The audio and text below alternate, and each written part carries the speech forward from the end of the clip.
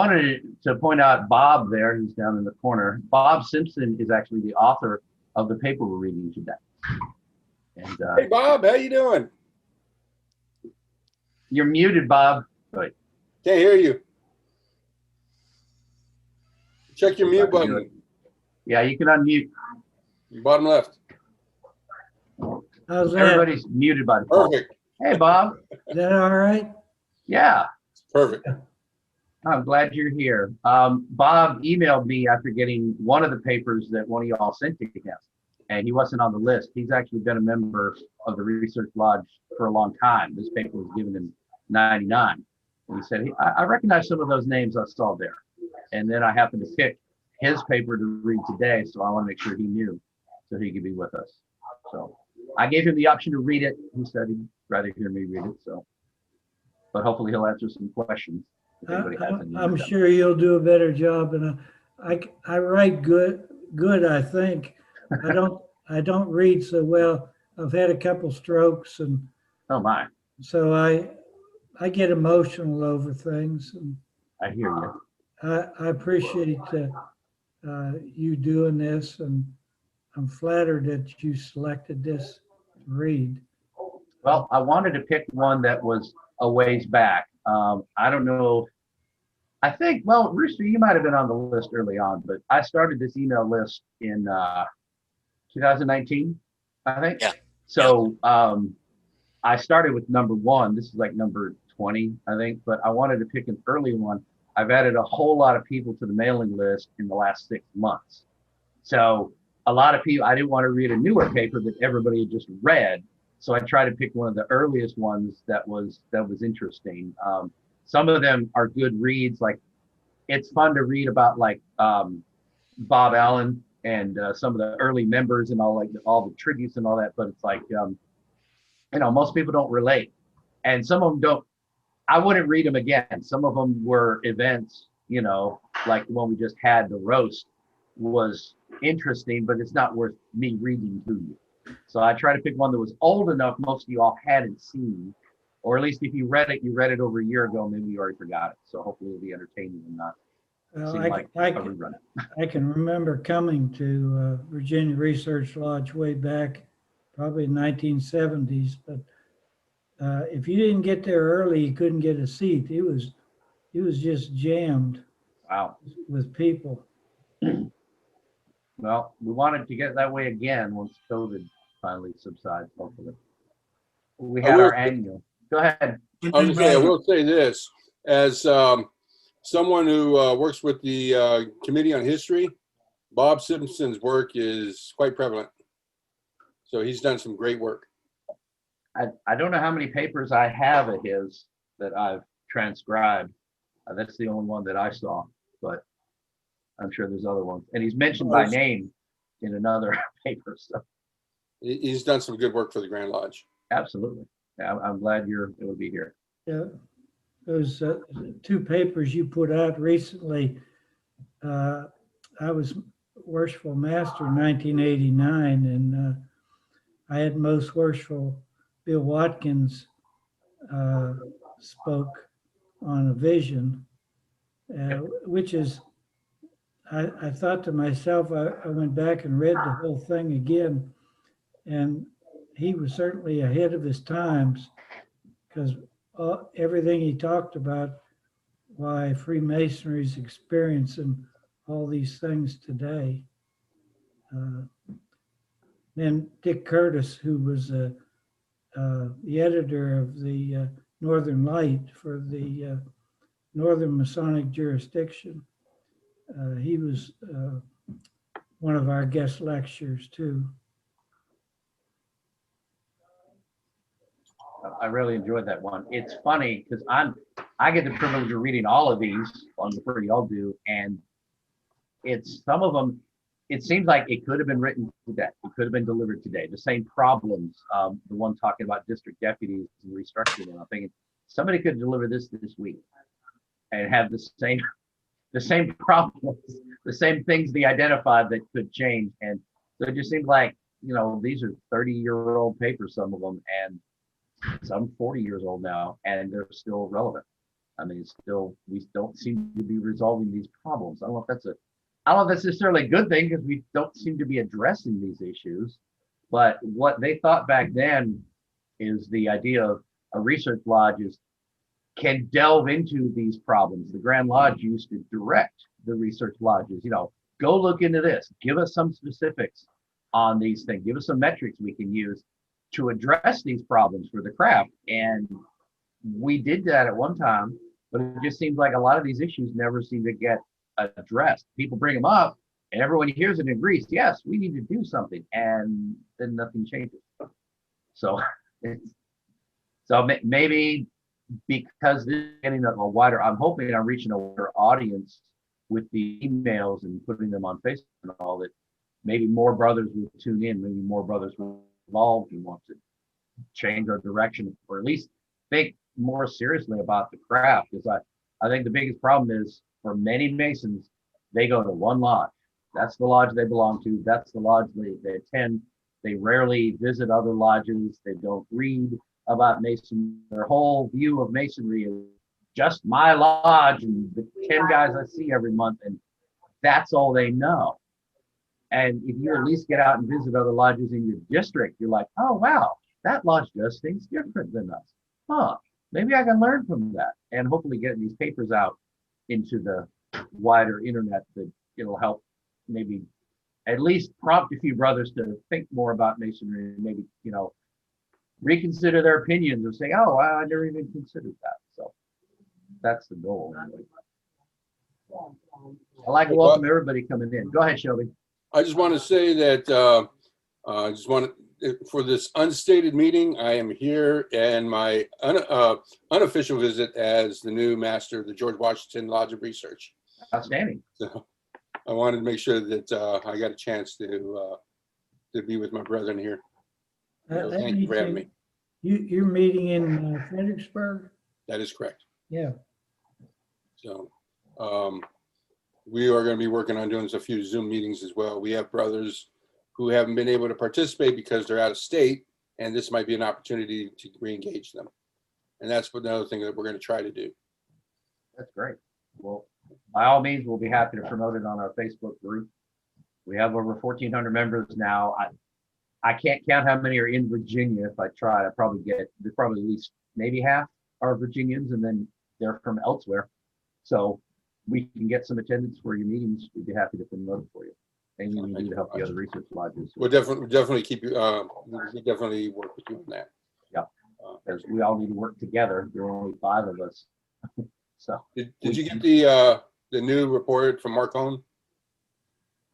When was it? What was it about? He just sent it today.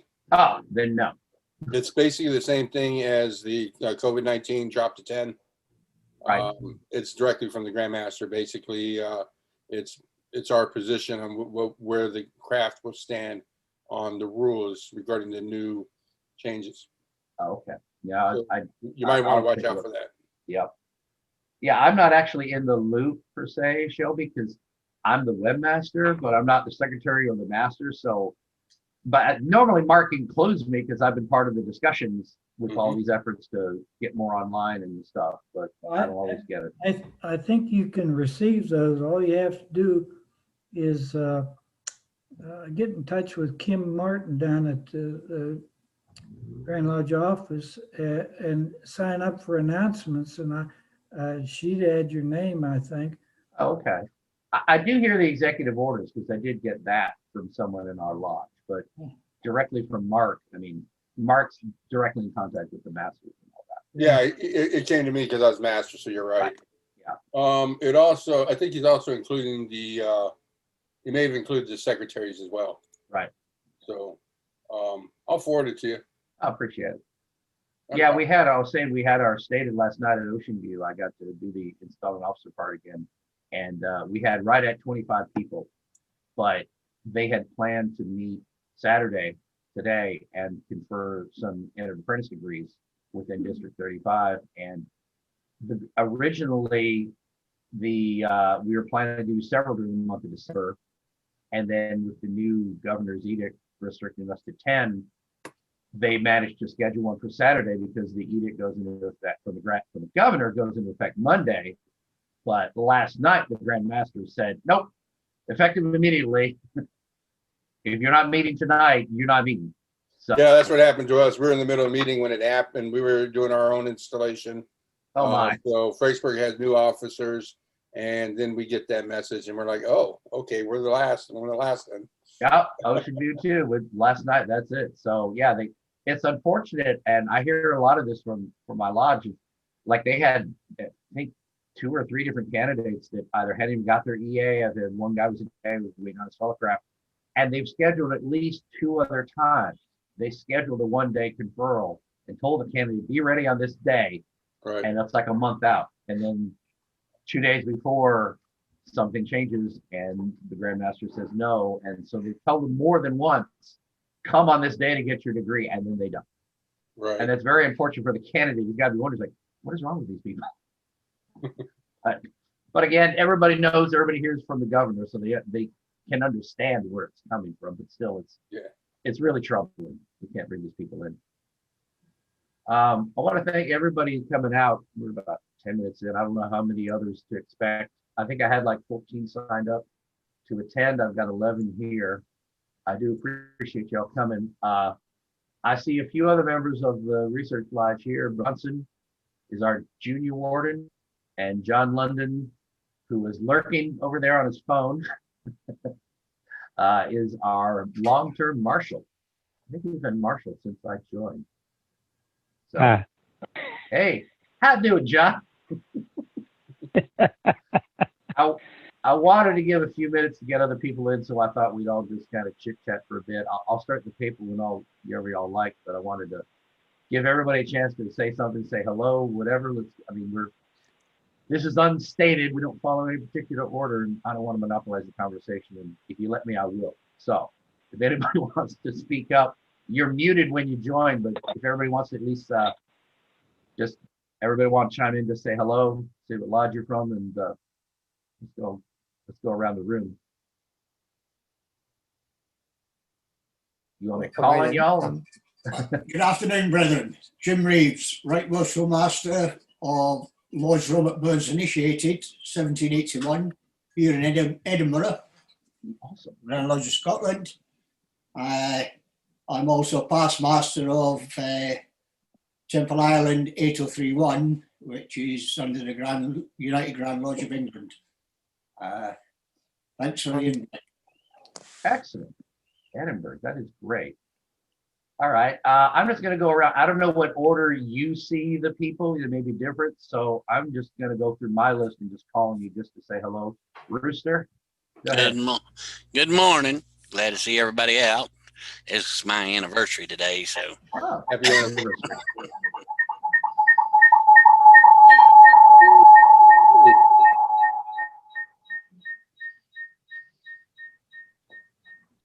I'm going to go ahead and mute everybody. Sorry. Right. I can mute, but I can't unmute. That's funny. Okay. I'm sorry about that. It's a occupational hazard with this. Okay. Go ahead, Rooster. Go ahead. You need to back up a little bit.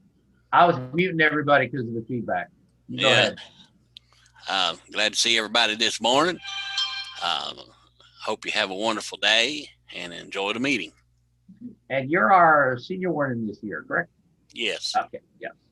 Yeah. And both you and Dennis were under the weather, so I'm glad you're both doing better now.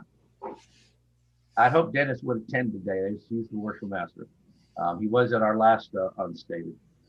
So, but at least this will be available on YouTube. If anyone misses it, they can catch it there.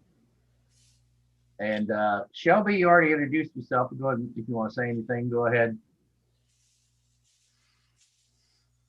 You got to unmute.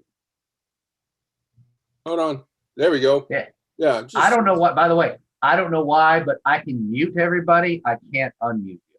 Understood. I guess that's a privacy thing. All I can do is send you a little prompt to ask to unmute. I guess that pops up on your screen. I don't know. Go ahead. I guess we're on a learning curve here as well. That's right. But yeah, my name is Shelby Chandler. I served as worshipful master of the Fredericksburg Lodge number 4 in 2011. I served as the charter master of the George Washington Lodge of Research in 2012, and we give specific focus to the fields of masonry that George Washington was around, which is basically colonial masonry, Scottish masonry, and military masonry. So we try to give focus to those fields. I serve at the will and pleasure of the Grand Master on his Committee on History, and also as the District Education Officer for the 8th Masonic District.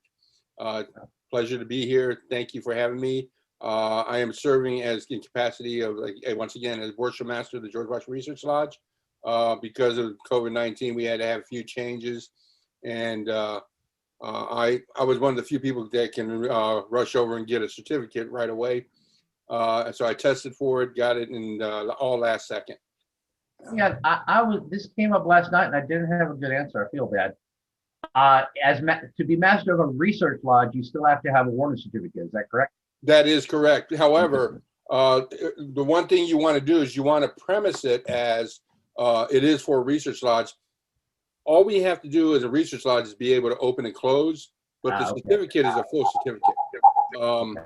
If you can, the reason why they do that is because one of the other requirements is you must be a past master to be a master of a research lodge in Virginia. So the thing is so long as you can show that you can open and close a Virginia lodge, you can pass this, you can get your certificate. Essentially, just make sure that if you're going to be a master of another lodge, just make sure that you premise that so that they can make sure that you're fully vetted for a regular lodge. Right. But to get it, it's a full certificate, but to get it, you only have to show you can open and close. That is correct. Make sure that when you seek one, you premise that it is a research lodge. That way they know. Okay. All right. And we'll move on to Ray. Ray, if you could unmute and say hello and what lodge you're from. I'm Ray Camp from Newark Lodge number 83. I have no idea what's going on.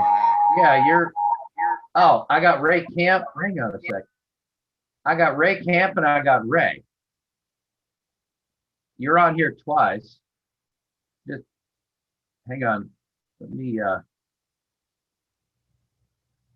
okay, if I hang up on you, just call back. But stand by. You're on here twice. That's what's happening. Oh, well, dang. Well, I'm gonna see what happens. If we lose you, Ray, I'm sorry. All right, you still there? Go ahead and unmute. Need to unmute. I'm unmuted. I'm Ray If I'm Camp. gonna guess, how about a sec, Ray? If I could, if I want to guess, you probably had your browser open and the Zoom app open, and they both connected. That's why we're getting feedback from you. But I think we fixed it. You're good to go. Just talking to whichever one is still open. All right, whatever. Can you hear me? Yes, go right ahead. All right, Ray Camp, Newark Lodge number 83 at Newark, New York. Past master 82 and 92. Past president of Masters and Wardens, 1982.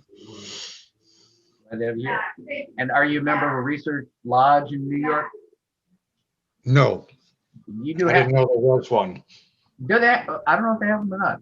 I'm curious now. Newark, New York is not the same as Newark, New Jersey. Please don't be offended that I said it that way. That's correct. Where's Newark, New York?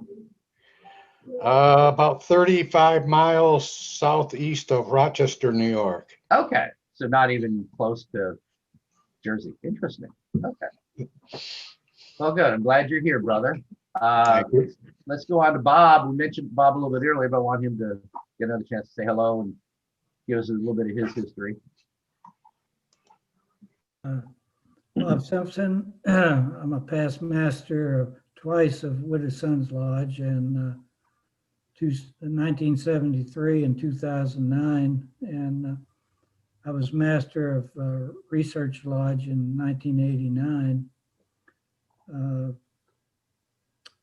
I was interested listening to Shelby talking about the certificate.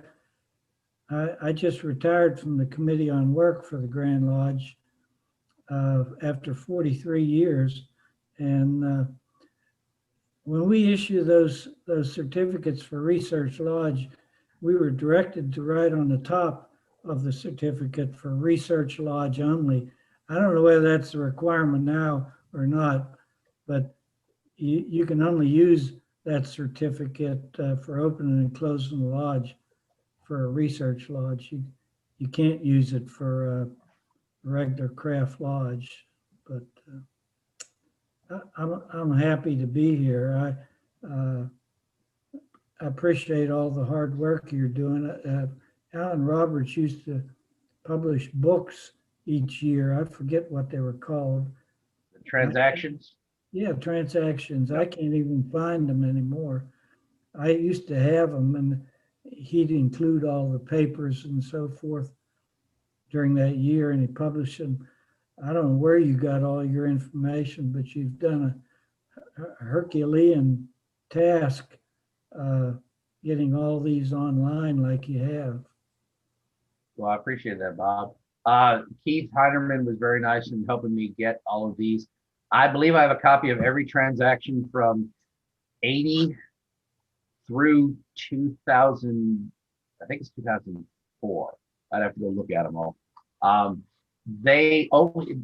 Robert started doing them. I think I have the earliest transactions, and that's where I started from in this latest round. I was kind of in the middle with the transactions I had myself, and then Keith got me the rest of them. And I know I have the first one, and I know I have the very last one.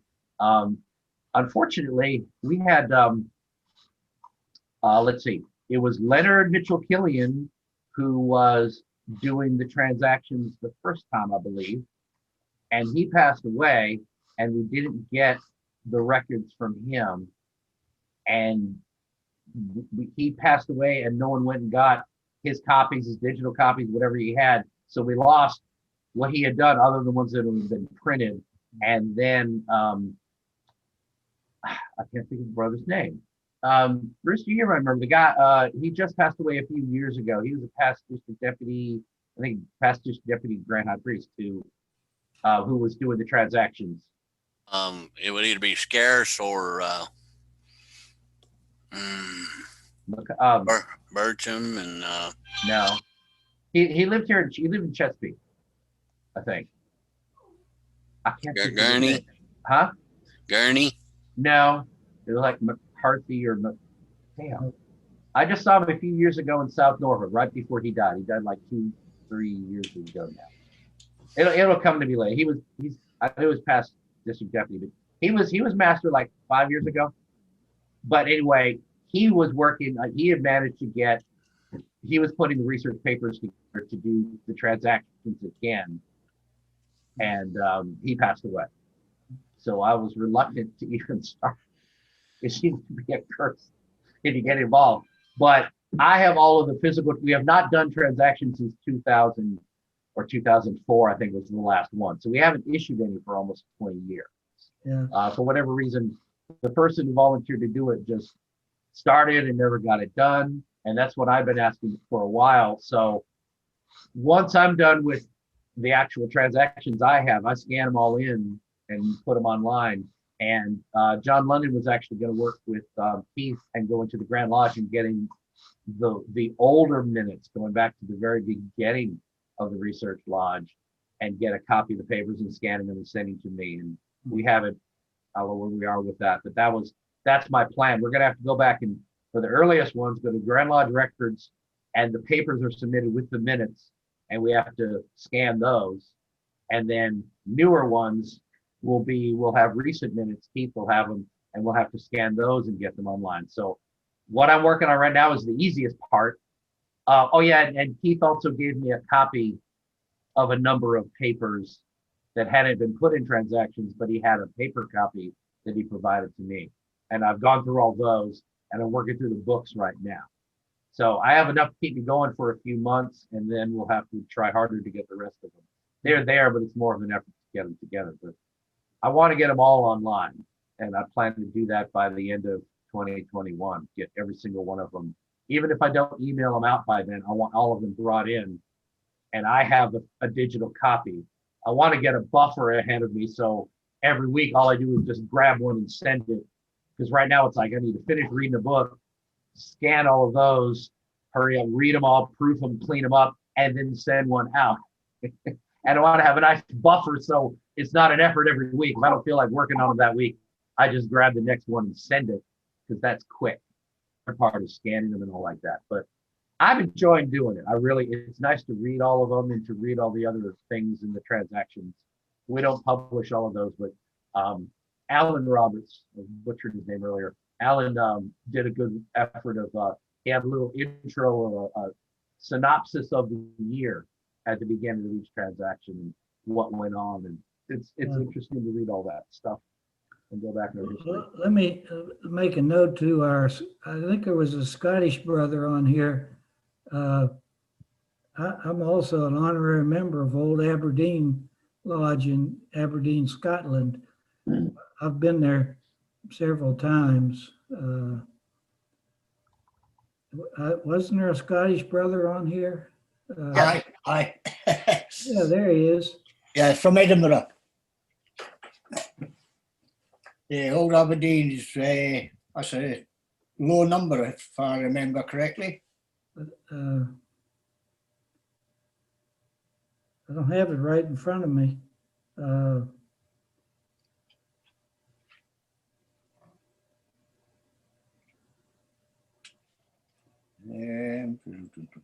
Do you know Brian Dempster by any?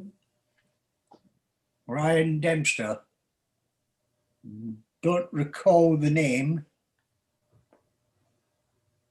He's a good friend. He lives in Aberdeen. He's the Right. past master of that lodge.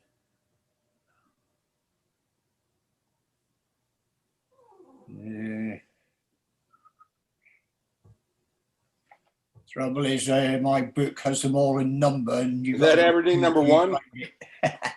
Right? Is that Aberdeen Lodge number one? No, No, not number one.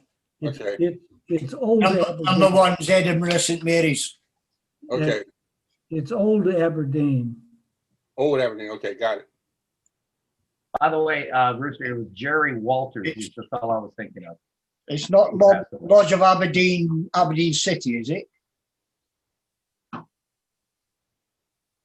I wanted to say 67, but 164?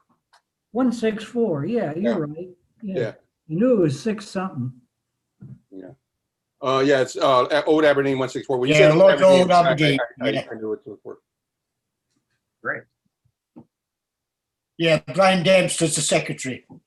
Yeah. Aye. He was here to visit me last year. We visited back and forth. He's a fine man and Mason. Aye.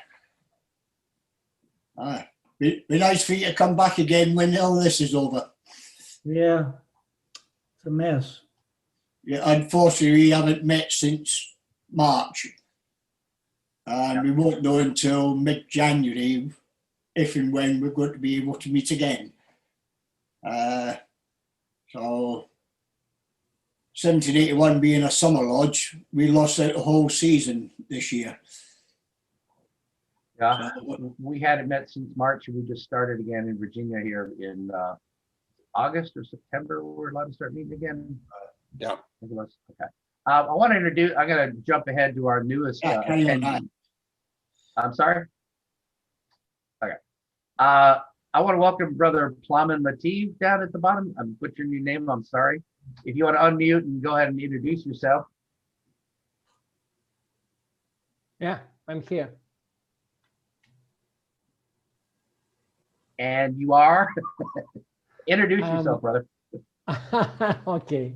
Well, my name is Plamen Matev. I'm from Bulgaria.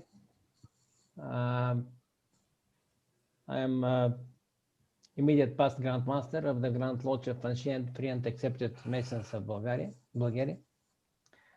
The invitation, I received invitation from Brian, seems to be, on his site, and that's why I'm here. Oh, you're very welcome here. What we call our Grand Masters most worshipful. What's the correct title for a Grand Master in Bulgaria? Most worshipful. And are you still most worshipful once you're out of office? I'm running, let's say, back office because the moment I'm chairman of the international Well, no, relations. I'm saying once you're a Grand Master, as a past, are you still called most worshipful? I was in the past Grandmaster. Yeah. In immediate past Grandmaster. Right. Well, because for example, in Virginia, once you're a master, you're worshipful for life. And once Yes. you're a district deputy, you're right worshipful for life.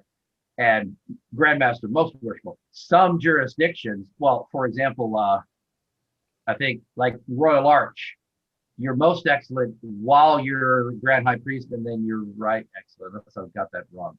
There's at least one Masonic group I know of where you do not retain the title if you're not the current holder. Well, we still have no Royal Arch in Bulgaria. Okay. And we are following strictly the same line. If you're a one-time Grandmaster, you're a Grandmaster forever. Okay. Never Very good. just past or. Okay. Well, I appreciate you being here. Okay. Thank you very much. All right. Brother George, please introduce yourself. Hello.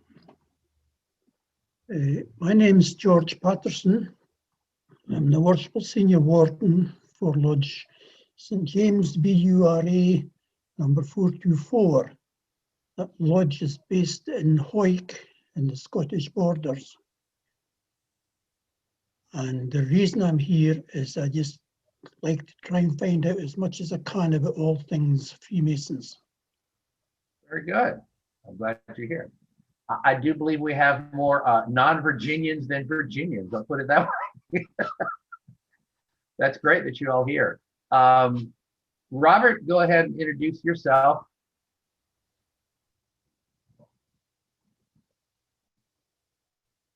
Nope, still muted. Still muted. There you go. You're still muted, Robert. Bottom left. There you go. Okay, I thought I muted myself. Start again, please. So past master at Winchester Hiram, past master at Treadwell, now current master at Treadwell again. And I'm the junior warden at the Research Lodge. And I feel like a newbie compared to listening to all of you guys. Trying to learn as much as I can about Masonry because it's always been an interest there. And my mother keeps telling me the only Mason that she knows of that was related. I'm related to George Washington, but I said, how? Tell me how I'm related to him, because she keeps telling me that, but she won't show me the evidence. Well, maybe Shelby can help you with that. Yeah, maybe. Wow. When do they meet? When do you guys meet at George Washington Research? You're muted, Shelby. We meet quarterly on December, March, June, and August.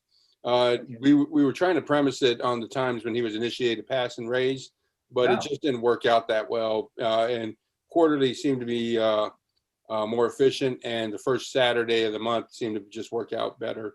So you just met. Any research there on Washington, if you are related to him, it'll probably be through one of his brothers, or that's something you might want to get a DNA, like $99, get a DNA thing, and they'll tell you everything about yourself. Okay. Yep. All right, Brother Brian, please introduce yourself. Good afternoon. My name is Brian Smith. I'm the Secretary of Essa Lodge number 6278 in the province of Cornwall under United Grand Lodge of England. And I guess I'm about as far away from the Scottish crowd as I possibly could be. I edit or operate a couple of chat rooms, which is where some of these people have heard about this meeting. As I said before, by all means, please feel free to publish any of your stuff in our chat rooms. And a little plug, if anyone wants to join them, please let me know. I can be delighted to add you to them. We do Zoom meetings from all around the world, so you can spend every day in a Zoom meeting if you want. That's great. I made an effort a few months back when COVID was really, all the lodges were closed and everything. And I tried to list the Zoom meetings because I'd see them on Facebook and then forget. And so I've been trying to list them on the Research Lodge Facebook group, so at least people can have one place to go and find a Zoom meeting. We do have, if you've been to, I think most of y'all have probably been to the Facebook page, groups, you can attach a topic. And if you go to the page, I don't know how well it works on phones and iPads and all, but from your browser, you can go pick a topic and say, just show me posted a tag. So like all of our research papers are tagged Spreading the Light. All of the lodge ones, we went through all of the lodges in the state this past year, and that's under Lodge A. And then I have a Zoom category. I think I have an announcements category too. But there's a Zoom category, so anything related to Zoom meetings, you can go there. So if you know of a Zoom meeting, please go to the Research Lodge and just post a link to it, and then mark it as Zoom. And I wanted to try to make that a clearinghouse, because there are plenty of times when I'm just sitting there, it's like, yeah, I heard about a Zoom meeting this week. When is it? And then I got to go remember what group I saw it and dig it out. So I wanted to find one central place to make that available, but I haven't kept it up. So that's basically what we have. It's a clearinghouse for Zoom meetings. Excellent. We have two groups in effect. We have a Facebook page, which is the clearinghouse, and we have a Zoom chat group, which is a 24-hour group. And it is 24 hours. We got Masons from all around the world, from Australia to sort of Bulgaria to Zimbabwe, and they're talking 24 hours a day. So wow. You're in the group, I believe, so I would guess you probably muted yourself because of all the bleeping. I can guarantee to wake up at 3 o'clock in the morning. I might have. I remember someone added me to a group, and I'm like, what is all of this? Yeah. Okay, I'll go back and check. I would like to be added to that group, by the way. Yeah. Okay, I'll put a link in the chat for you, and if you want to copy that link and follow it, that'd be great. I'll get you in. If you could add it to our Facebook group for the Research Lodge, I would love it. I'd love to promote you all. Any of you all, if you want to promote anything Masonic, by all means, please post. We need more content. I mean, you may have noticed I'm the kind of person, if you let me talk, I'll talk. If you let me post, I will post. I'm good at filling content, but I really want to get other brothers contributing, especially on our Facebook page.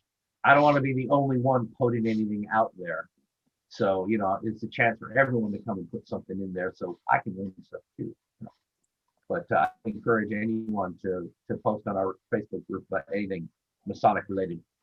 Brother London, I'm sorry.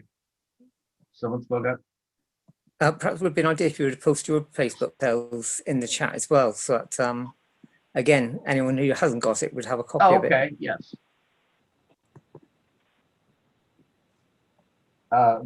Brother John London, if you want to sure. Introduce yourself. John London. I'm a member of Manchester 14, Possum Lodge, Marshal of Research 1777, and District Deputy Grand High Priest of District 4. Apologies for being late. The Zoom crashed on me when I tried to use it for the audio and video stuff directly. For reference on some of the stuff that's come up, Grand High Priest stays most excellent always. Okay. But a High Priest retires the most excellent. That's what it is. Okay. And he becomes an excellent after he gets out of there. Okay, thank you. I knew there was something. Oh yeah, District Deputy stays right. Yep. Hey, well, right. Whether you're right or not is a matter of debate, but okay. But I had a running gag. There's we spoke of district deputies. There's a paper earlier about district deputies and the valid complaint that some people end up being a district deputy just through no fault of their own, I guess. And I came up with the term. Left worshipful, because you got to be district deputy because there's no one left in your lodge who wanted the job. Oh, yeah. We make fun of each other. It's okay. Yeah. You also mentioned the scans. Yes, I found them again. Good.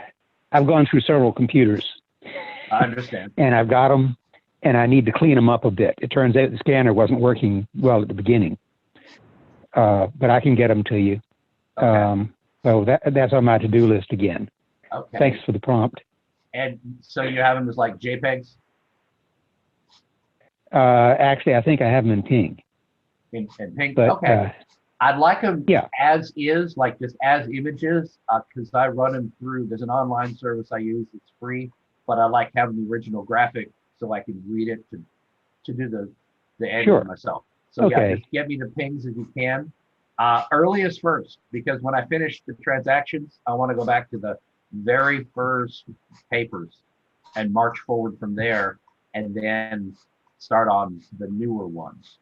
But I don't know. I may get them all scanned and then go find the newest ones and get them out there. And I don't know. I may jump around a bit. I don't know. It's kind of up to me. It's whatever order I want to do them in. But I wanted to get the ones I have. The ones I have are the ones that were associated with the minutes. Okay, very good. So,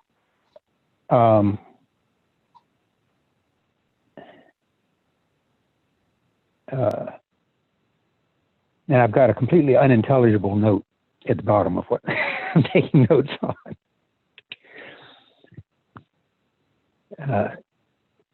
Anyway, I'm enjoying listening to this international conference. Yeah, I'm quite surprised. I only had like 2 people who signed up and said they were going, and like 20 some were interested. So I never know until I actually open up the Zoom meeting how many to expect. So if I was going to nag any of you all, I would just ask that you sign up for the event and say you're going. Even if you don't show up, sign up that you're going if you're planning to attend, because I truly don't know how many I'll get here until we actually start. But I'm always grateful for everyone who have. We have 11, so I think that's pretty good for like a week's notice. I do intend to do these my goal was to start doing them every Saturday, and I've fallen off. So I will try and do them more regularly, but I think Saturday at 10 seems to work. And for our brothers on the continent, it seems this works for y'all because it's the afternoon for y'all, right? So it seems like 10 in the morning, that's when our normal meeting time is. So this seems like a good time for everyone. No one's demanded we meet on like a Wednesday or a Tuesday or something. So it seems like Saturday morning is a good pick. So I'm going to try and do them as often as I can every week if I can help it. And if any of y'all are interested in doing a paper, just message me. Just contact me and let me know you'd be interested in giving a talk, because I'm more than happy to have somebody else be the presenter, believe me. But if no one else will, I will. So that's a threat. If you don't want me talking all the time, why don't you step up and volunteer to talk? Any brother have anything else? 10, suppose. I'm sorry? Go ahead. Next Saturday at 10, for what it's worth, is going to be research chapter down there in Chesapeake. I'm not sure exactly how they're going to be working that. Okay. I'll check And into that. I haven't gotten a notice on how they're going to handle it. Okay. Yeah. Especially now that they're going to the 10. Right. Hopefully they'll start doing Zooms. But well, we've got a mandate to go ahead and start doing hybrids if we can anyway. So even if they're meeting physically, there should be a Zoom meeting associated with it. Oh, wow. That's interesting. That would be cool to actually have some of you meeting in person and everybody. That'd be kind of neat, because then we at least see a lodge room, even if most of us haven't been in one. We see what they look like again. Yes, you won't be seeing the opening or closing, but it should be most of the rest of it. Oh, wow. So they'll actually open it like a regular meeting and then open it up for the content to the internet. And that's cool. I like that idea. Actually, Petersburg has been doing it for several months now. Okay. And that seems to be working very, very well. Good. I really like that idea. Commandery tried a variant of it this last time, Richmond number 2. And I'm hoping that will wind up being something of a standard. I really like that idea. Well, the trouble with Research Lodge is I'm sorry, go ahead. Commandery isn't meeting physically at all at this point. So I didn't want to. Yeah. Right. Well, the trouble, like the research chapter, most of us, I mean, I haven't been in a while, but most of us live in Hampton Roads, so that's doable. The trouble with Research Lodge, of course, is it's in Richmond. Very few of us live in Richmond. And I don't know if Dennis and Rooster and the other guys would be willing to drive to have a meeting where there's only going to be like 5 people present. But maybe you all would. But that's an interesting idea to do a totally virtual or more than 10. Hybrid. Right. Well, I mean, I've been to some Research Lodge meetings where we only had 10, so that's actually not as big a problem. But I don't know. I don't know what I would. Are either of you guys interested in maybe next year? Rooster, you're muted. You're muted, Rooster. Yeah.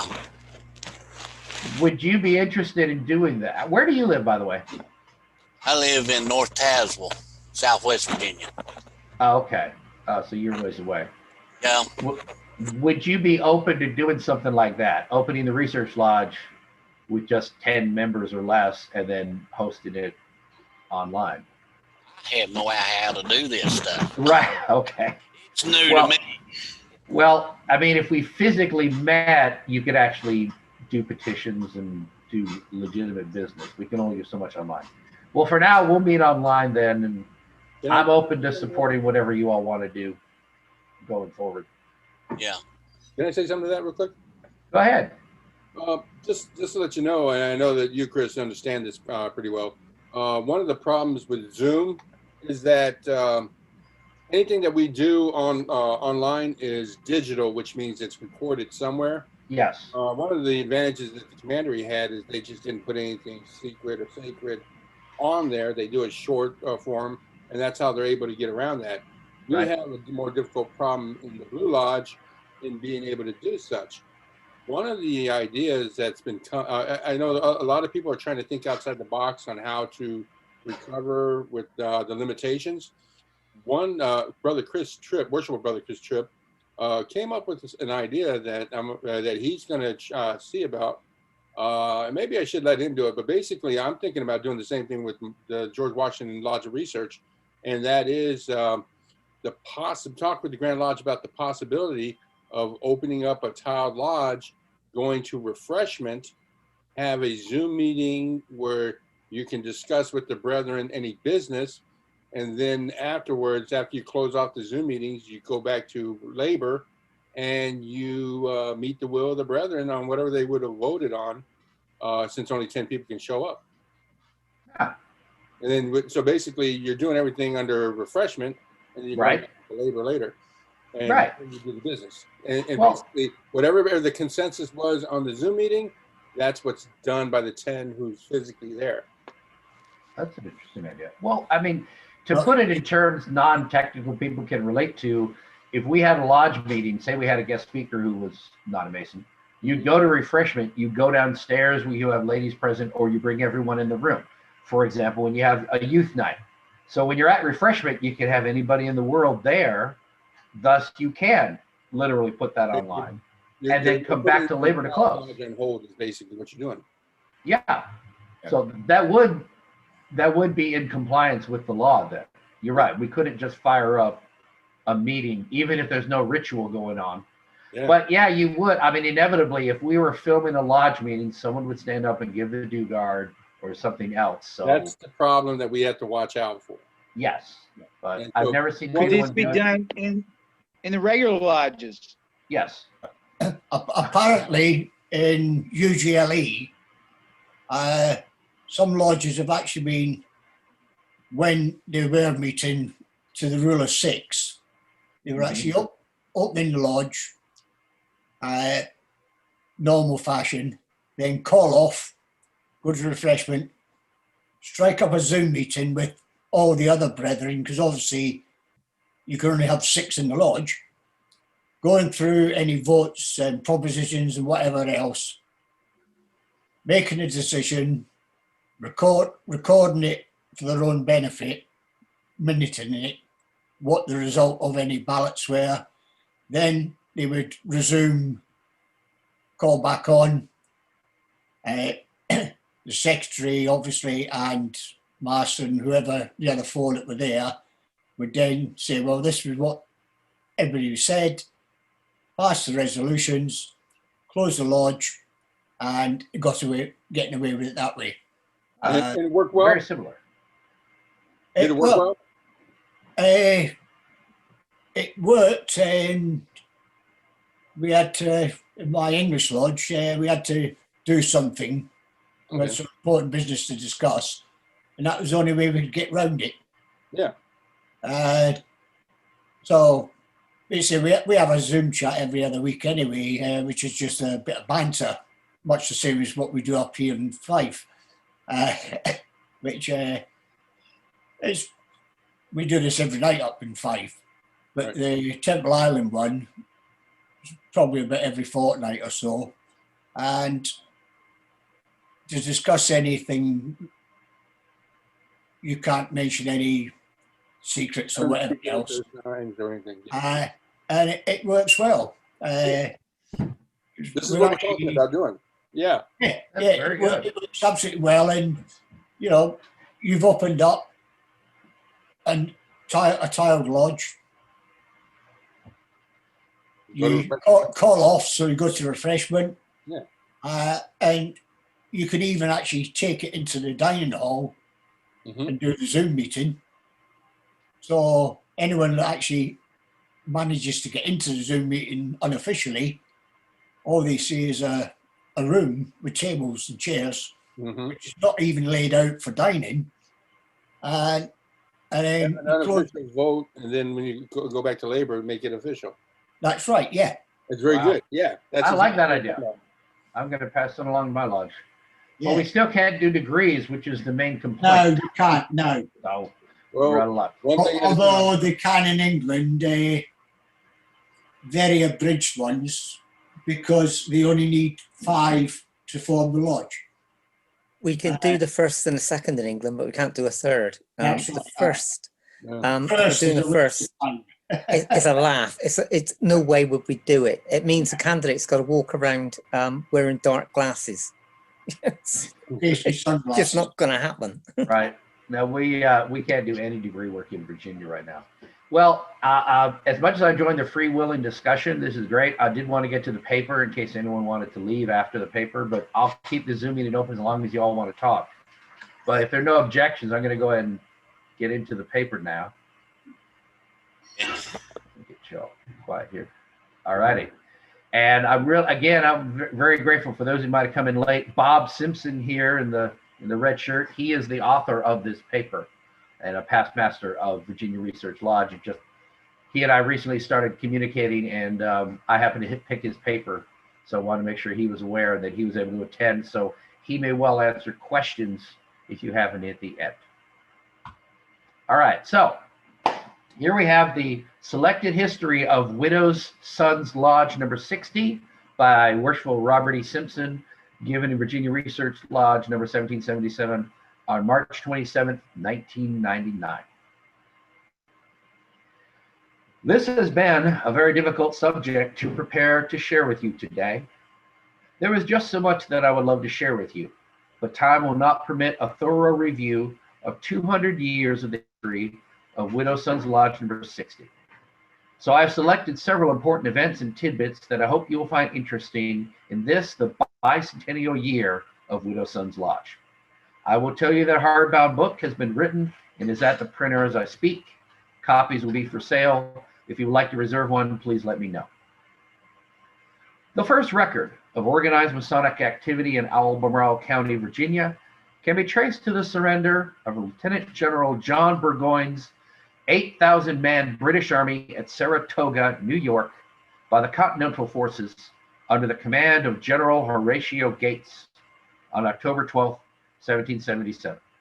You may be asking, what did that have to do with Freemasonry in Albemarle County, Virginia? Well, those prisoners captured at Saratoga were marched to Boston for confinement. In late October of 1778, because of the lack of quarters, about 4,400 of those prisoners were marched 650 miles south, arriving in Albemarle County in January of 1779. There were about 2,500 British and 1,900 Hessian soldiers, and they were imprisoned in what was called the barracks, located off of Barracks Road near Ivy Farms, west of Charlottesville. There were 9 English Freemasons included in these troops, complete with an Irish military warrant for Minden Lodge number 63. On January 4, 1780, 4 candidates were initiated.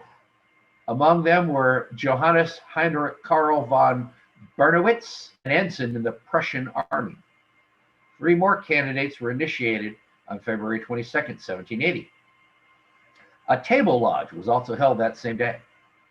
Albemarle County, Virginia was created in 1744, and in 1789, the legislature passed an act vesting 100 acres of land at a place on the Ravenna River called the Shallows that was later Milton. Milton was the head of navigation on the Ravenna River and became the shipping port of perhaps 3/4 of the county and a large section of the Valley of Virginia.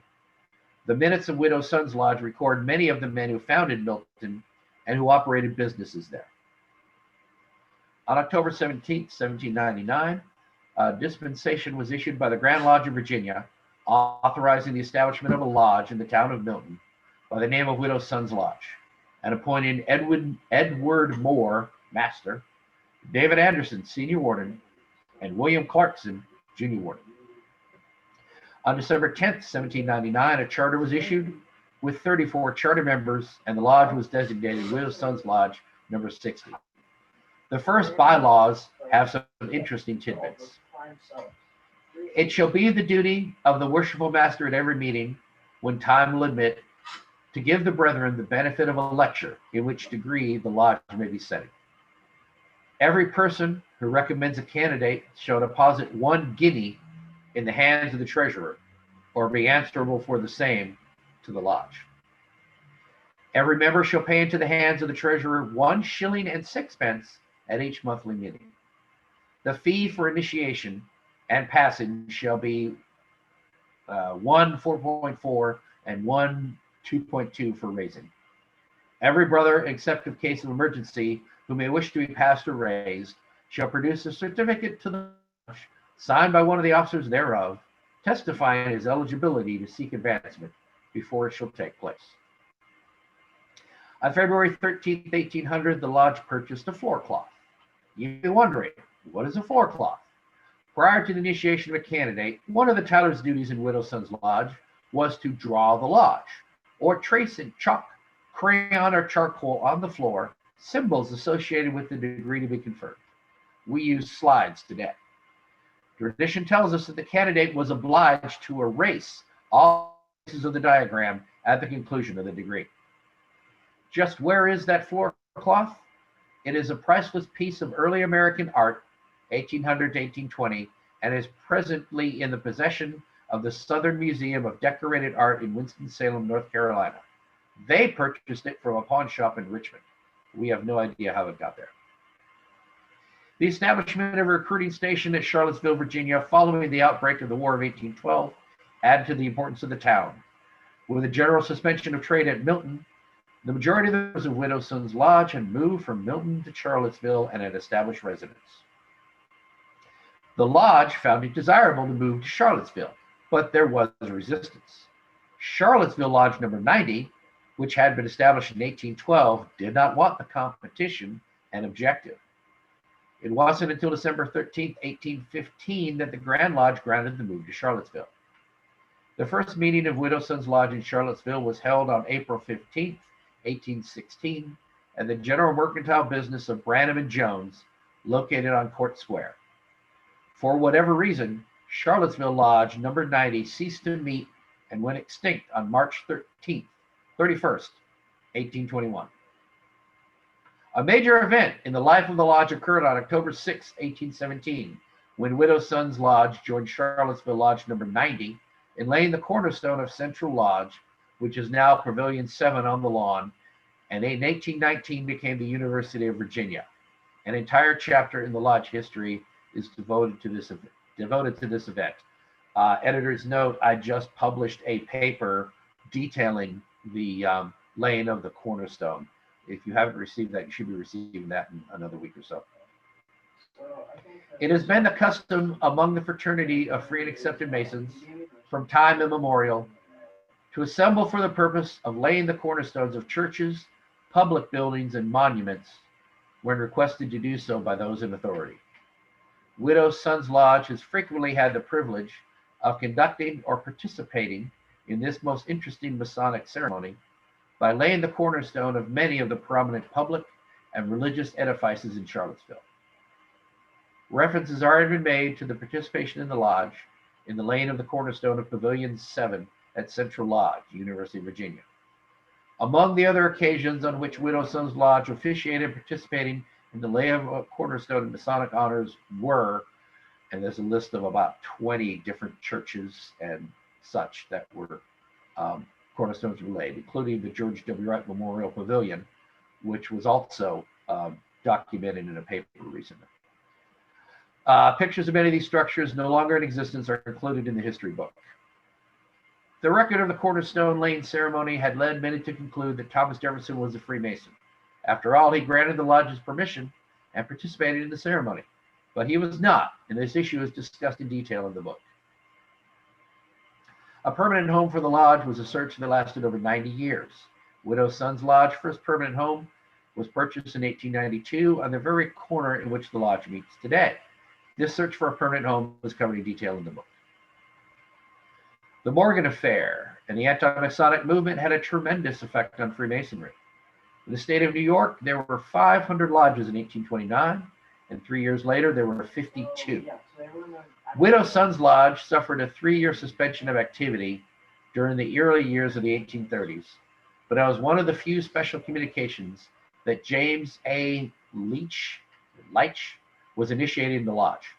He shed a brilliant luster and revitalized the lodge.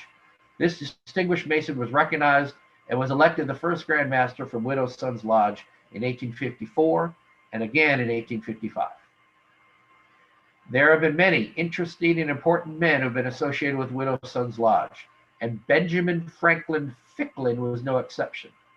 He was the mastermind of the Pony Express, and in 1960, the centennial year of the Pony Express, he received his measure of credit. An interesting account of this man is included in the history. Thomas W. Gilmer was a member of Widow Sons Lodge. He was a member of Congress from Virginia, governor of Virginia, and secretary of the Navy. He was killed by an explosion of the USS Princeton. S.F. Leake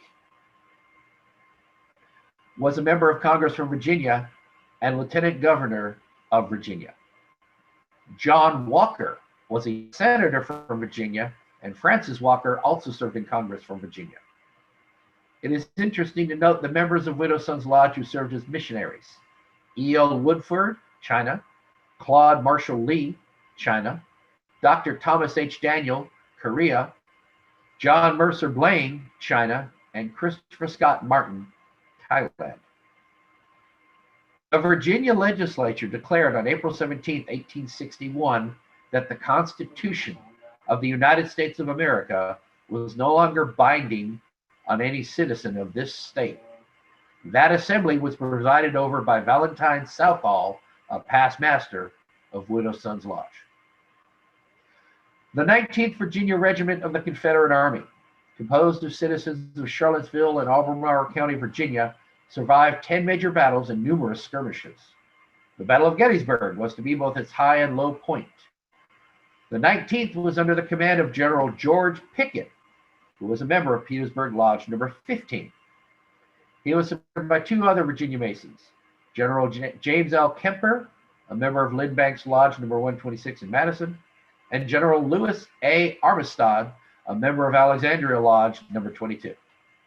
There were more than 51,000 casualties at Gettysburg, one of which was Robert H. Poor from Widow Sons Lodge, who was killed on July 3rd, 1863. Another casualty of the war was Most Worshipful James A. Leitch. He was a physician who volunteered his services, contracted pneumonia at the Battle of Bull Run, and died June 5th, 1862. He is buried at Maplewood Cemetery with two other past Grand Masters of Widow Sons Lodge. There is an interesting story that has lived on about Lewis A. Armistead, a Confederate general, and Henry H. Bingham, a Union captain, and is portrayed in a beautiful monument erected at the Gettysburg battlefield by the Grand Lodge of Pennsylvania. Don't miss it if you visit Gettysburg. In fact, I would recommend you plan a visit. There's a long list of Widow Sons Lodge members who served and distinguished themselves in the Confederate Army and are listed in the lodge history. Excuse me a moment.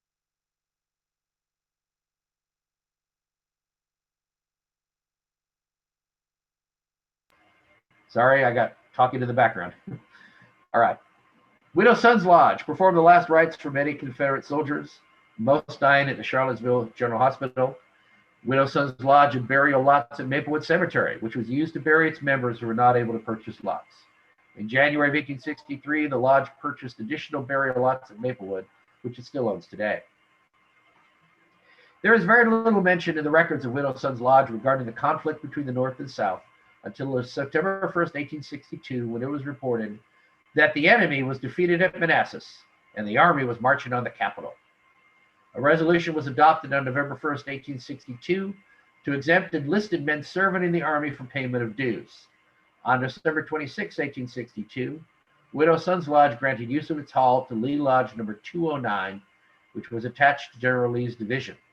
On April 23, 1864, a large number of visitors were present in Widow Sons Lodge. These visitors were attached to General Longstreet's command on their way to reinforce General Lee. There is no mention in the recorded minutes of Widow Sons Lodge regarding the death of Most Worshipful William H. Harmon. He was a Confederate colonel and was Grand Master at the time of his death on March the 2nd, 1865. He was mortally wounded at the Battle of Waynesboro.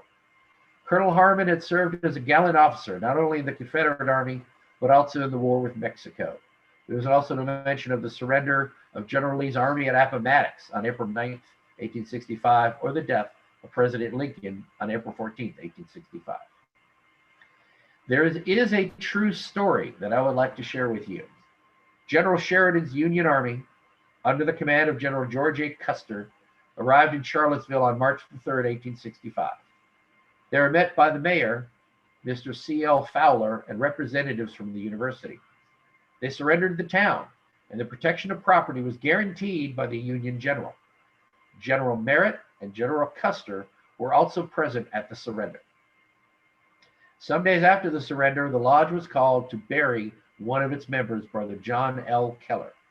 Not wishing to incite an incident by any gathering that might be mistaken by federal troops, they sought the advice of the mayor.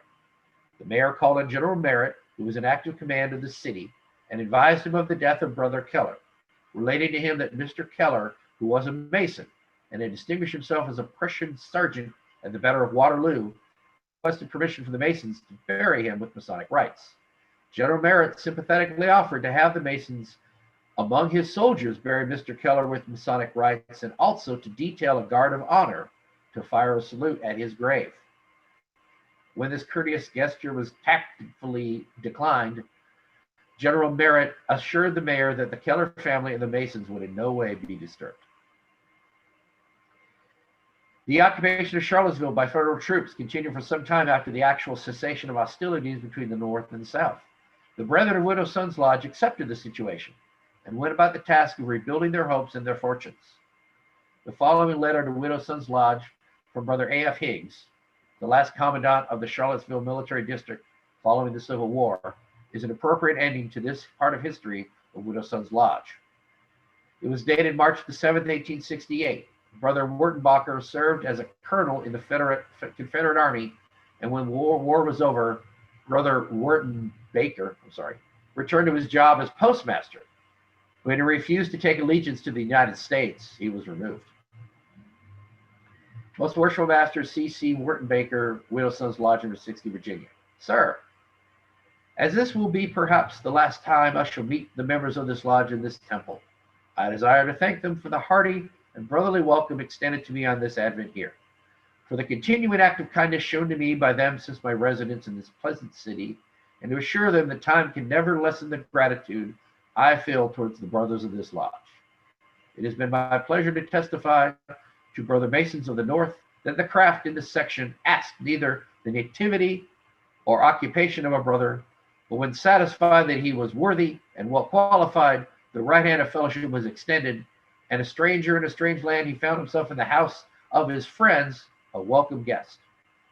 In leaving Charlottesville, I take with me to my new station the consciousness of having had at all times done my duty as an officer, on every occasion endeavored to make the people of Albemarle understand in me that in me they had a friend that would never misrepresent them or lose an opportunity to do them a service, and that I've done all this, I think you believe, and in this belief I find my solace in parting with the prayer that the Supreme Architect of the universe will watch over and protect you as a lodge and individually as Masons. I am fraternally yours, A.F. Higgs, Lieutenant 16th U.S. Infantry. The 100th anniversary of Widow Sons Lodge celebrated on the 11th of December, 1899. On this historic occasion, a memorial tablet to Brother Frederick W. Hatch, the first rector of Christ Episcopal Church and the first chaplain of Widow Sons Lodge, was unveiled by the lodge. This brass tablet was located in the sanctuary just the main entrance of Christ Episcopal Church in Charlottesville and reads as follows: 1799, 1899. With devoted thanksgiving to Almighty God, Widow Sons Lodge number 60, AF and AM, hath on its 100th anniversary, December 10th, 1899, erected this tablet to the memory of Reverend Frederick W. Hatch, D.D., its first chaplain and the first rector of this church. What Widow Sons Lodge owes to Brother Hatch is hard to determine now. That it owed much, tradition bears witness. Our brethren in those days generally mingled a great deal of fun with work. Pictures of toddy appear as rather extraordinary expenditures in the steward's book, and the lodge, which today forbids the use of intoxicants at its meetings, would not recognize itself in refreshment then. Those days, even the parson took his glass and felt none the worse for it. Also on those days, the lodge sometimes met on Sunday. Brother Hatch broke this up, not by thundering the terrors of the law at the brethren, but by going to lodge and inviting it at its close to go to the courthouse to hear him preach. A few sermons on Sabbath breaking, and Widow Sons Lodge never again met on Sunday, except to perform the sad rites over a dead brother. The 100th anniversary celebration ended with a quotation from Most Worshipful R.T.W. Duke, a past master of Widow Sons Lodge, which I believe will profit the Masons who hear them today. No event in the history of this lodge in all its 100 years is, to my mind, of moment like this. We, a lodge of free and accepted Masons, celebrate our 100th anniversary in a manner most befitting the occasion, not with mere festival and rejoicing, but with devout thank, godly humility, perpetuating the memory of a man of God who was our brother, our first pastor of this lodge, and the first pastor of this church. And now a new century dawns for us. May it be a century of great usefulness, of consecration to the service of God, and the rigid observance of the tenets of Freemasonry. May the world be better because we have been. May our brethren 100 years hence meet here again to celebrate a new century and see this tablet and remember the man of God whose name it perpetuates, and bear witness to the fact that, while life is short and the century soon gone, the righteous shall be in everlasting remembrance. In the 18th century, when Masonry was still in its infancy, Virginia was a wild and unsettled place. It is difficult for us today to imagine the thoughts and feelings of an 18th century Mason stepping into the bitter cold of a winter night after a lodge meeting to preserve his travel homeward. For him, a trip of several miles at night after a lodge meeting was a major undertaking, where even that task of finding one's way was formidable. For this reason, many of those early lodges in Virginia adopted the custom of holding their meetings during the week of the full moon. Hence, these lodges became referred to as moon lodges. The moon provided a beacon that guided our brethren of yesterday homeward along the dirt roads and beaten pathways of early Albemarle County, Virginia. In 1809, 102 of the 275 lodges in Virginia were moon lodges. Moon lodges are indeed an old English tradition that have survived in the United States. The Moon Lodge is slowly but surely disappearing from the American Masonic scene. 60 years ago, there were more than 3,000 Moon Lodges in the United States. Now there are less than 500. A number of Grand Lodges have legislated Moon Lodges out of existence, insisting that all lodges must meet on definite dates. As with so many customs of old, the advent of modern society and its technology has slowly driven the Moon Lodge to the status of a quaint anachronism. In 1899, all the lodges in the Charlottesville and Albemarle County area were Moon Lodges. The only one left is Murray Lodge, number 175 at Fredericks Hall. The invention of the automobile and street lighting, together with the general decline of agriculture, made the setting of lodge meetings by the phases of the moon, rather than on a fixed day, a nuisance without purpose. There are only 5 moon lodges remaining in Virginia. Hopefully a few will not surrender this old custom. They serve as a reminder to modern Masons traveling home by the light of the moon that they are, in essence, following the footsteps of their brethren of yesteryear, for whom the moon was a real as well as a symbolic light. For over 150 years, Widow Sons Lodge met on and before the full moon, and in 1962, the lodge changed its stated communication from a day on or before the full moon to the 3rd Monday in each month. This ended a tradition that had its origins in the 18th century, when the brethren used the light of the full moon to travel back and forth to lodge meetings. My brothers, I'm just over halfway through and it's been 20 minutes. I'm happy to continue, but this is a rather long paper, and I don't know if you all can. Normally you wrap up a paper within 15 to 20 minutes, so at your pleasure, I can go in or we can break off and discuss something. Most of these are vignettes. I mean, it's different things put together. There's not a long story that I'm leaving the end off of, but I leave it to y'all. What say you? Please keep going. I'll keep going. Everyone okay with me? Keep going. I'm happy, and I'll edit this out when I Go. put it on YouTube. All right, I'm happy to read it to you, but but I didn't realize when I started reading just how long it is when it's read out. So if y'all like it, I'll be happy to keep going. Go for it. All right. For many years, the lodge elections twice a year, June 24th and December 27th. In the early years, an entered apprentice was a member of the lodge, and all business was conducted in the first degree. This was changed in 1850. Widow Sons Lodge even had quarterly, semi-annual, and annual members. But to be one, you had to reside 6 miles or more from the lodge, or be one whose age and bodily infirmity prevented his regular attendance. In years gone by, when a brother was sick and it became necessary to sit up with him, it was the duty of the secretary to give notice to the members in rotation as they stood on the roll, calling out 2 for each night. Any member refusing or neglecting to perform this service when required was fined $1. If you were a physician or over the age of 50, you were exempt. The tragic and untimely assassination of Brother William McKinley on September 1901 cast a shadow of mourning over the entire nation. Less than a week following his death, Widow Sons Lodge, in special communication, held a memorial service lamenting the loss to the craft and to the country and eulogizing the late president and brother.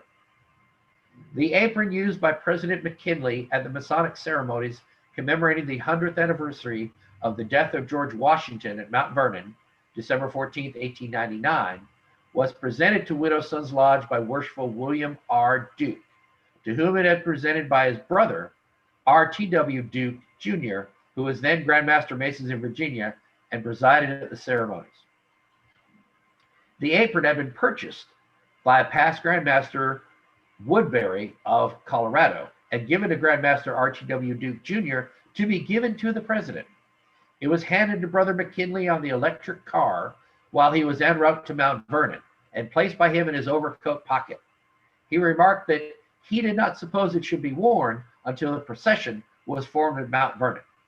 In the hurry and excitement of an impromptu reception held before the procession formed, the president forgot to put the apron on.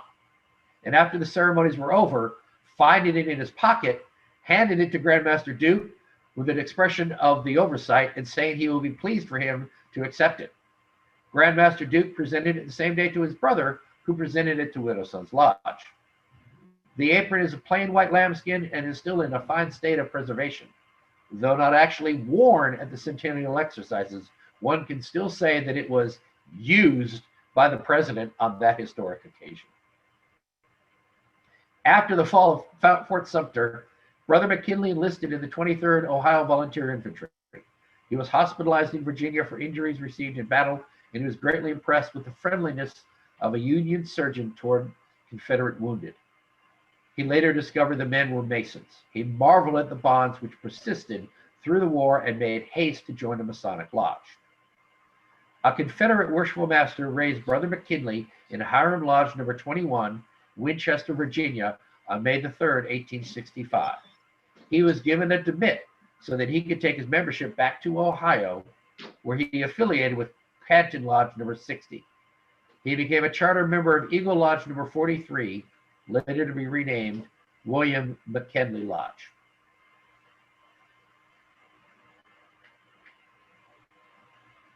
On September 6, 1901, while welcoming citizens at the Pan American Exposition in Buffalo, New York, Brother McKinley was mortally wounded by a terrorist and died on September 14th. Brother McKinley's last words summed up the philosophy he lived. It is God's way. His will, not ours, be done. To perpetuate the memory of 4 members of Widow Son's Lodge who served as Grand Master Masons in Virginia, and to evidence the veneration and high esteem in which these distinguished brethren were held, the Lodge presented to the Grand Lodge of Virginia at its annual communication in February 1948 the portraits of Grand Masters James A. Leitch, Peyton S. Coles, R.T.W. Duke Jr., and James B. Wood. As was observed by one who was in attendance in this communication, the session at which the portraits were presented might well have been designated Charlottesville Night at the Grand Lodge. For in thus honoring 4 of its members, also eminent citizens of the Charlottesville community, the Lodge had selected to make the presentation on its behalf 4 members of the fraternity prominent in the Charlottesville area. The portrait of Most Worshipful James A. Leitch was presented by Worshipful L.W. Wood. Brother Leitch was elected Grand Master of Masons in Virginia in 1854 and again in 1855, the first member of Widow Son's Lodge to attain this honored position. Dr. Leitch died in the service of his native state, having contracted pneumonia at the Battle of Bull Run. He was buried in Maplewood Cemetery in Charlottesville, and in his grave is a beautiful monument erected and inscribed by the Masons of Virginia. The portrait of Most Worshipful Peyton S. Coles was presented by Brother Lemuel F. Smith. Widow Son's Lodge was for the second time honored in having one of its members elevated to the office of Grand Master of Masons in Virginia. Most Worshipful Peyton S. Coles served the craft as Grand Master in 1880 and again in 1881. This distinguished Mason also presided in the highest office of the Grand Royal Arch Chapter and in the highest office of the Grand Commandery of Knights Templar.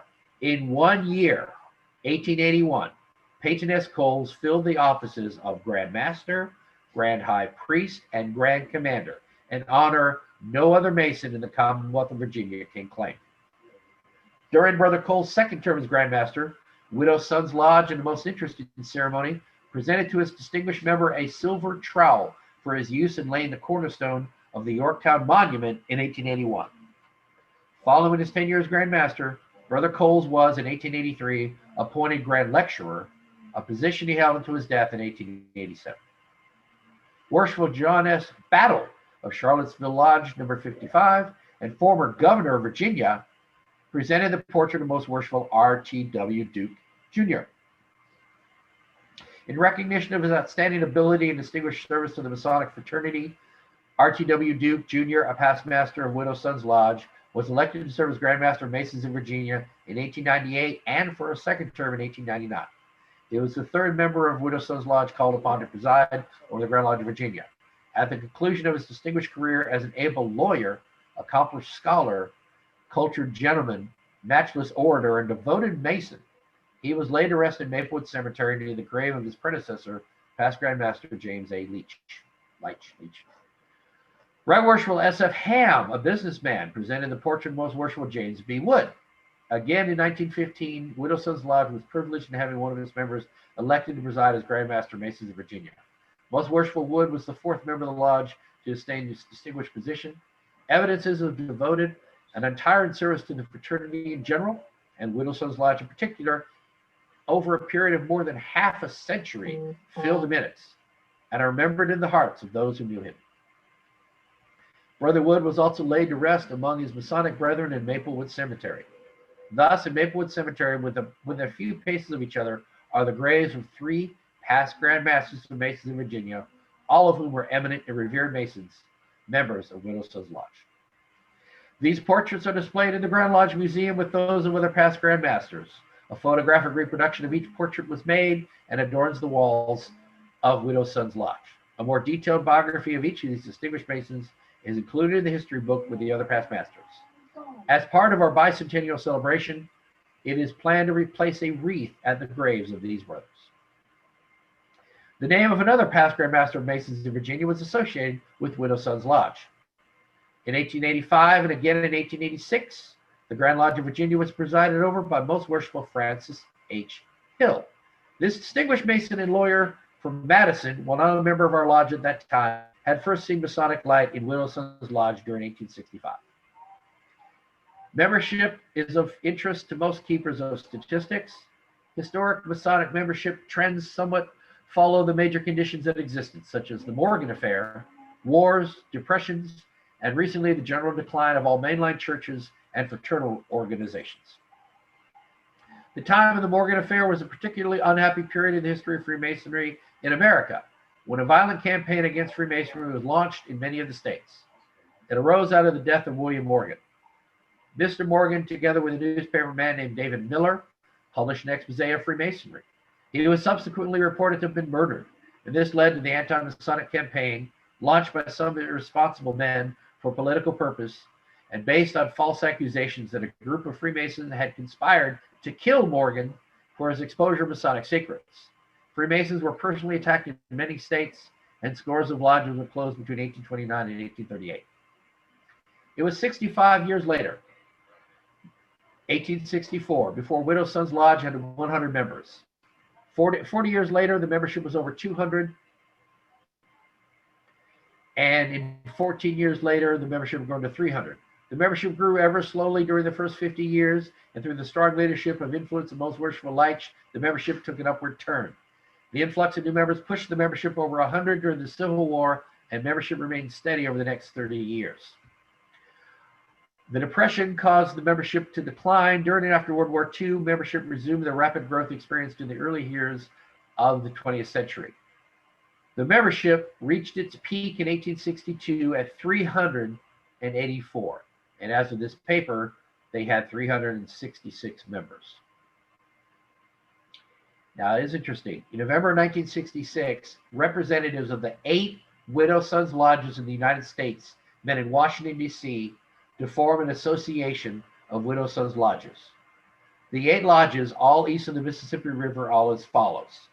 Widow Sons number 60 in Charlottesville, Widow Sons 66 in Branford, Connecticut, number 75 in Camden, North Carolina, number 150 in Emporia, Virginia, number 335 in Livingston, New York, number 519 in Roanoke Rapids, North Carolina, number 571 in Paulding, Ohio, and number 610 in Sydney, Arkansas.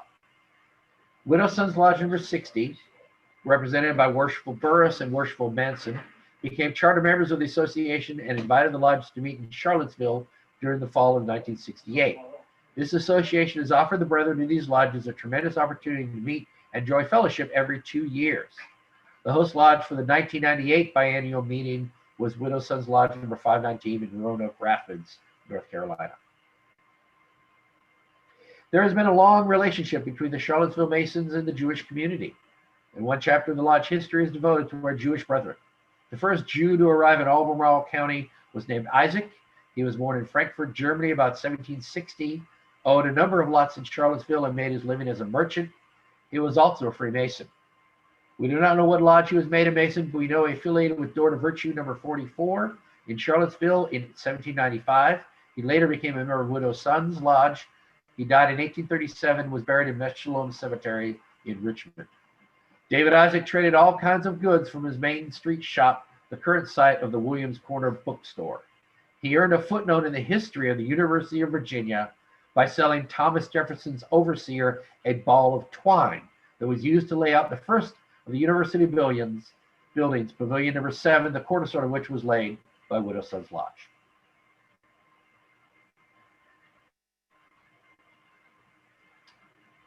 And they list a significant number of Jews migrating to America and a number that were members of Widow Sons Lodge. Brother William Reinhold is the 134th Master Mason to serve as worshipful master of Widow Sons Lodge in 1899. James A. Leach, a physician, served 8 years. Charles W. Carter, a physician, served 8 years. William Wharton Baker, a lawyer and first librarian at the university, served 6 years. Valentine W. Southall, a lawyer, served 6 years. John H. Craven, a farmer, served 5 years. And Josiah Bigelow, who advanced to become Deputy Grand Master, served 4 years. So all of those men served multiple years as worshipful master of this lodge. You may find it interesting to know that 17 worshipful masters were businessmen, 13 were lawyers, 7 were merchants, 7 were physicians, 5 were farmers, 4 were engineers, 5 were salesmen, and 3 were dentists. Plans have been completed for the lodge's bicentennial celebration. Again, this was in 1999. And I am personally excited about the prospects with this celebration holds for this lodge and its members. And then he thanks you for your attention and will be delighted to answer any questions. Any questions for Brother Simpson? Please unmute. You must be out of breath.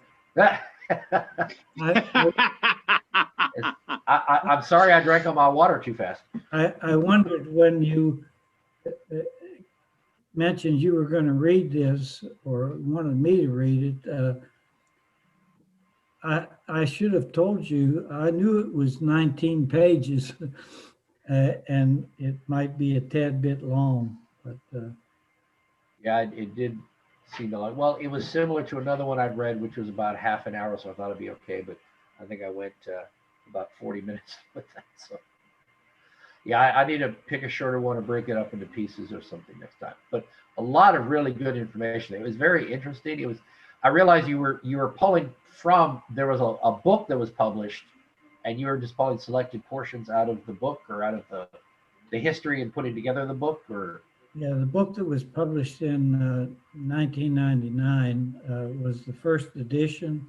Mm-hmm. Second edition ran out of print and was printed again in 2000, I don't know, maybe 14. I don't know. Both copies are in the Grand Lodge Library. It was very, I mean, I saw it as like, well, I mean, because it was a history, I was like, this happened here and then this happened here. And so it wasn't like one continuous story, but it was highlights throughout the history of the lodge. The bit about McKinley was really interesting. I love the bit about the apron where someone handed him an apron to wear and then he forgot to put it on. So technically he used it. I like that part. Could I ask a question? Widow's Sons, we know as Masonic riders, motorcycle lodges. Oh. Is there any connection to that Widow's Sons lodge? It's interesting that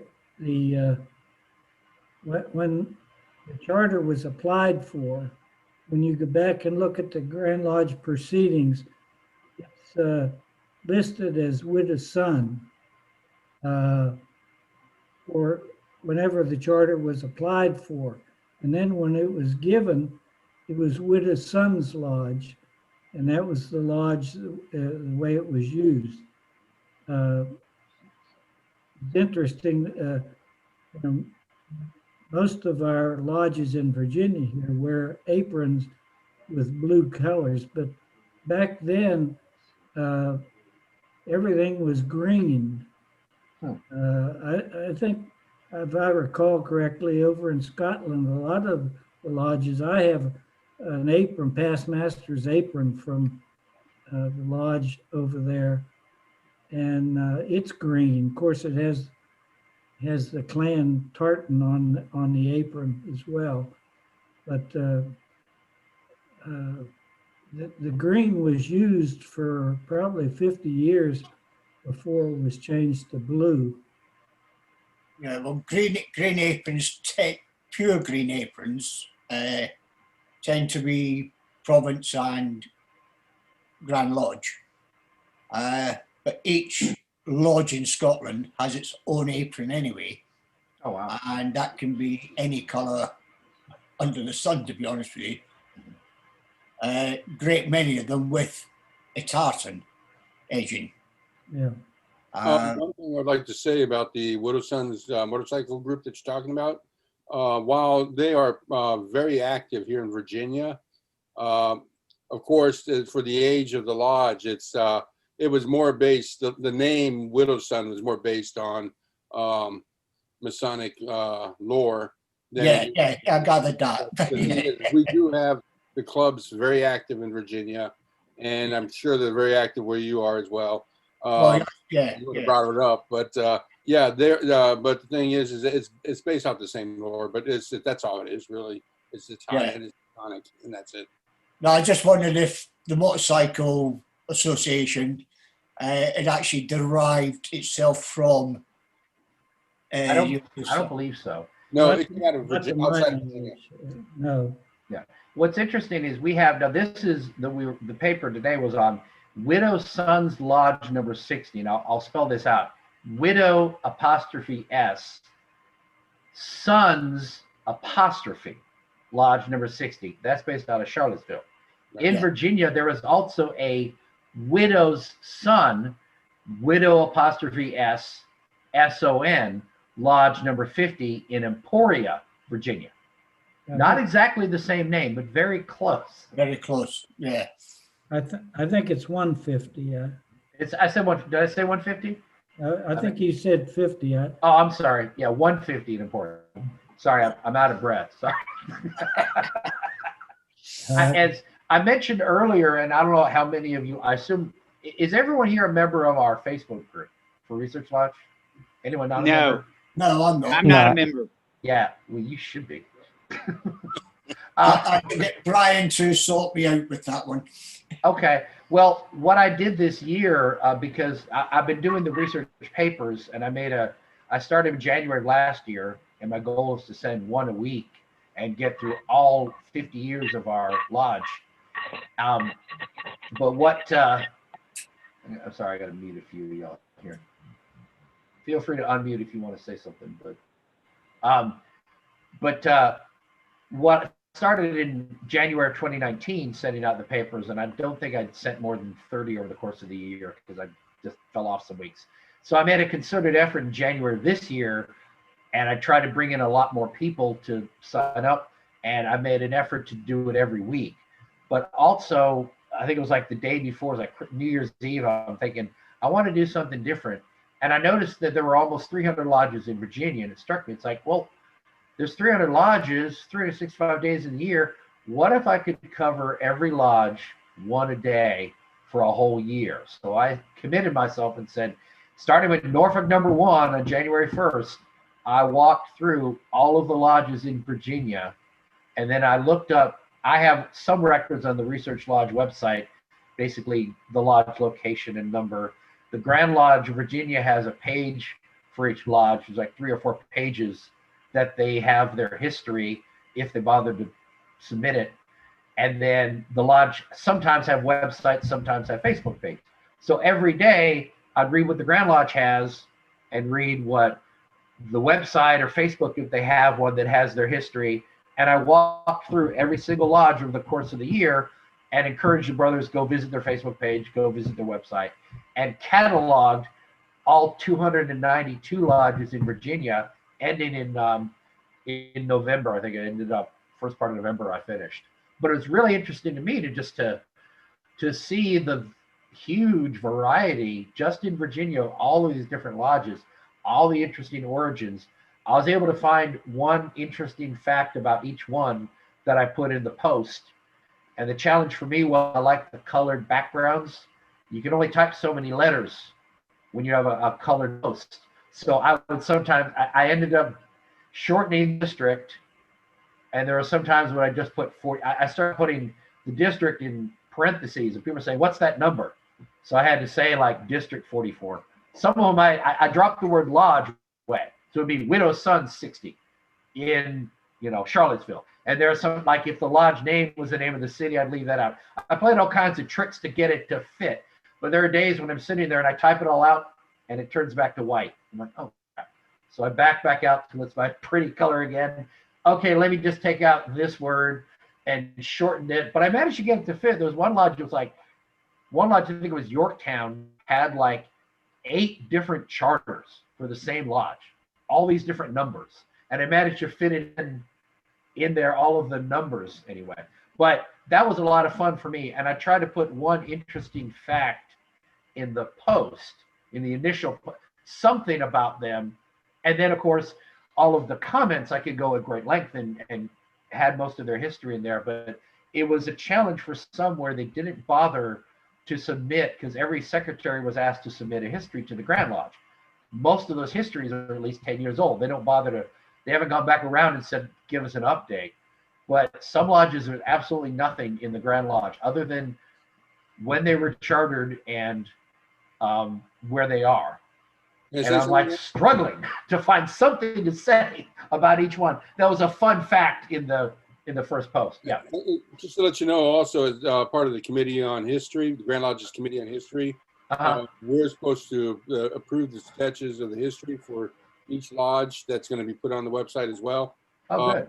We do try to encourage lodges to put their history on there so that we can get it posted as well. So it is an ongoing thing, and it is being attended to.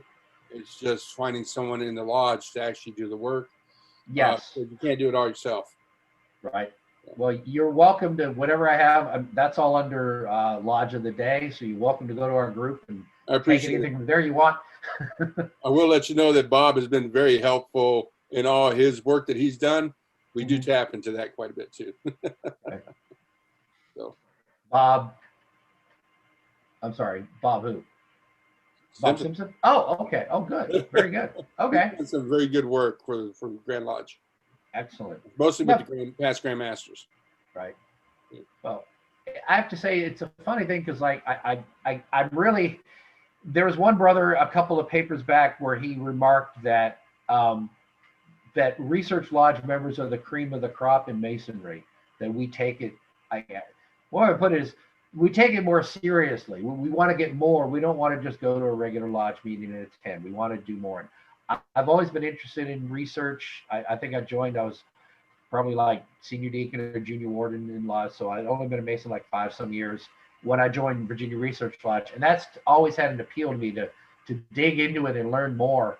I honestly get more out of digging up this research and sharing with everybody than you all get from reading it. I know everyone, I hear from people all the time. I really appreciate it. I love all you're doing. But really, selfishly, I get a lot out of it just digging it up myself. Because, I pick and choose what gets put out there, but I get to read all of this stuff and all these different sources and just pushing myself to do this challenge. It's like having to find something interesting to say about every lodge that's not just like, hey, they were chartered in Norfolk, blah, blah, blah. Go ahead, Brother Brian. Go ahead. Earlier, you were talking about Lee Lodge. Is that the same Lee Lodge that's around now? Lee Lodge? Lee Lodge 209. It started as a military lodge chartered by the Grand Lodge of Virginia with the Confederate forces.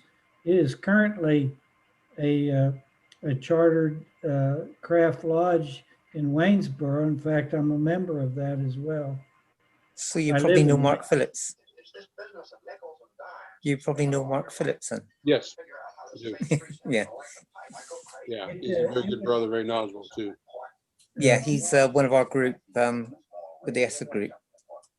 Yeah, Lee Lodge was named after General Lee. In fact, they sought his willingness to allow them to use his name, and they have the correspondence on all that. Which in some ways has come under scrutiny by others, particularly in these times, which is unfortunate. Yes. What's interesting is I was under the impression, just not thinking of buildings and airports and whatever, that Masonic lodges normally aren't named after people who are still alive, but turns out a whole bunch were. There's no restriction. You don't have to be dead to get a lodge after you. And a number of our lodges were named after famous Masons, the current Grandmaster sometimes, past Grandmasters, or just famous people in the area. Like one fell out was like the western part of the state. For some reason, I'm just fascinated by the western corner there of Virginia that's all the way to Kentucky and Tennessee, that's west of West Virginia, actually. And all the little lodges out there, and most of them are so old. And it's like one lodge was named after some fella, and I had to go dig because the lodge, again, didn't put much on the website as to who they were named after. There are times when I had trouble figuring out, where did this name come from? Because sometimes it's the city or a river or a local area, and I can easily deduce, oh, well, that's named for this here, because this city was called this once. But one was named after this guy. Best I could tell, he was like he was like a soldier, a colonel or something, and it was his name, but he was known in that area, but he wasn't a Mason that I could tell. But apparently local history, he was a legend, so they chose the name of the lodge after him. So it's always fun trying to figure out just where these names come from, how they came up with that name for, why would this lodge be named after, who this guy, if he's not even a Mason. Well, that's like Treadwell Lodge 213. We're named after someone we don't really know if he was a Mason or not. There have been, before that, there were 3 other lodges in Clark County, Okay. but, and so now Treadwell, and that is interesting. The only thing we can tell is that he was a prominent individual in the community. Right. There were several of those I came across. Yep.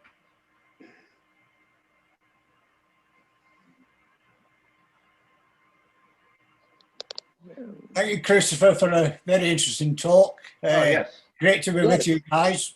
But I've got to go and start sorting out some dinner. So what time is it right when It's a 4:45 in the evening. Okay.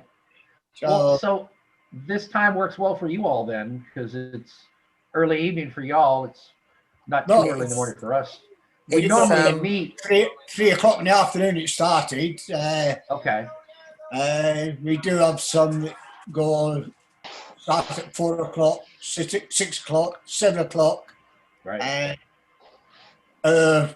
Daily one in 5 starts at 8:30 every night of the week. Oh wow. So that's plenty out there. And then Thursdays we invade Cornwall.